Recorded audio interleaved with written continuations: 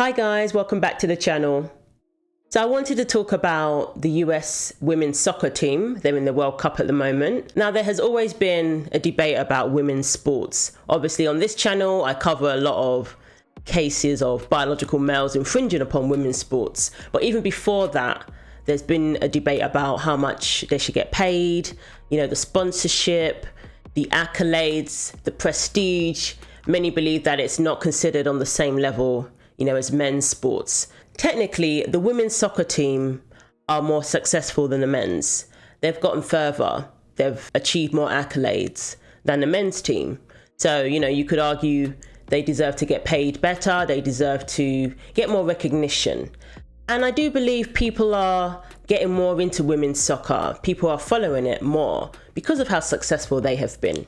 And they are in New Zealand at the moment, representing their country, representing the United States of America.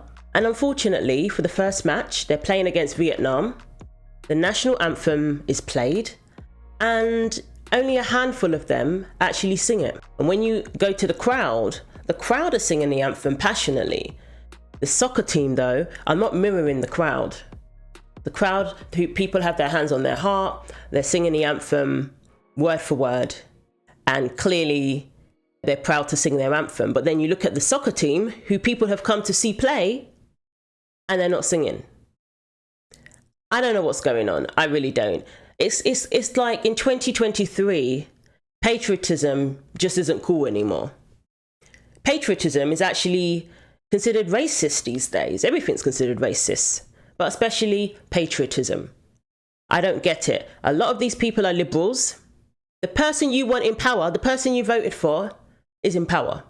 So what are you complaining about? What are you upset about? You got what you wanted. That's what I don't understand. Many of them, leftists, liberals. I mean, look at Megan Rapinoe. She's so progressive. She wants men to compete in the women's team. So as far as I'm concerned, you have what you want. This administration is in power. You've got Biden, Kamala, the first black VP. You've got this woke administration with all these, affirmative action hires. Our press secretary, the guy who stole bags, and they had to quietly fire him because he kept stealing people's bags at airports. You got him, the non-binary guy. So, what are you complaining about? That's what I don't understand. So as far as I'm concerned, I really don't know what this soccer team is upset for. Why they don't want to sing the anthem. Now, they have a history of kneeling. This is their thing, apparently.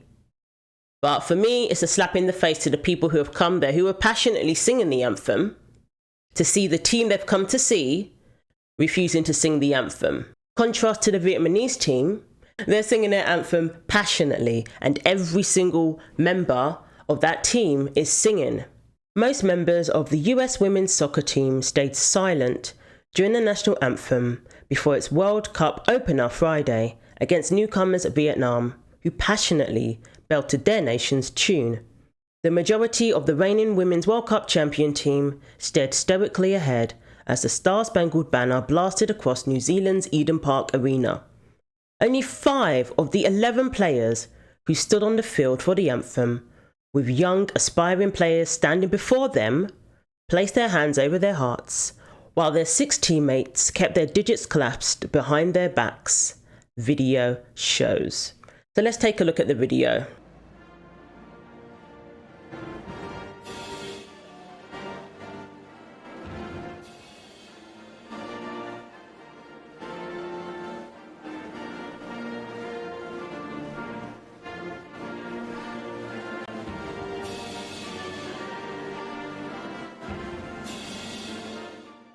I mean, what struck me was the fact that people in the crowd who had travelled all the way to New Zealand, many had travelled all the way to New Zealand. Some people just lived there, but people would have travelled across the world to go and see you guys play. And they're there passionately singing the anthem while you're silent. That's what struck me. For me, it's a slap in the face to the fans who came to see them. That's how I see it. And again, it's like, what have you got to complain about? For many of you, you got what you wanted. Only 3 USWNT players, duly Ernsts, Alyssa Naya and Lindsay Horan sang along with the hundreds of American supporters watching in the stands. Comparatively, members of the World Cup debutant Vietnam emphatically crooned their national song, Song of the Marching Army. All 11 players passionately sang along to the anthem in unison, with their right arms precisely held over their hearts. The coaches and fans passionately joined the chanting for the first time their national song was ever played at the FIFA Women's World Cup. The people are there, proud, happy to sing their national anthem for the first time, in contrast to the Americans who, were standing there defiantly during the anthem, looking pretty pissed off. And I don't know why. So let's take a look at some of these comments. Someone said, "This is so sad and pathetic that they can't sing or at least put their hands over their hearts. Only a few did. Such a shame. Look how proud Vietnam was to sing theirs." Exactly. Another person said, "If you are playing in the type of games where you are representing your country and you have an issue with your country, these games are for people to represent their country, to be proud." And one person had to make the point and say, "Grateful to live in a country where you aren't forced to sing, to have your hand over your heart. Makes it so much more meaningful when you do it." And I think he meant to say, "I see the choice not to be patriotic just because of that." Another comment said, "Can't even show a little patriotism?" Another one, "Those with the hand on their heart are the real ones." And then Jeff said, "This team will be all biological males in 8 years." Well, if Megan Rapinoe has her way, that may very well be the case. On one hand, it's their choice. And, that's the beauty of America. We have the freedom of expression. We're not forced to sing the anthem or anything like that. On the other hand, people are saying it comes across ungrateful. It comes across mean-spirited. And it just comes across as a slap in the face to the fans who came there to see you play. So yes, the women's team went on to win 3-0. The two-time defending champions went into the opening match looking to set the tone for what they hope to be their third consecutive title clinch. The women's USWNT team has a complicated history with the national anthem.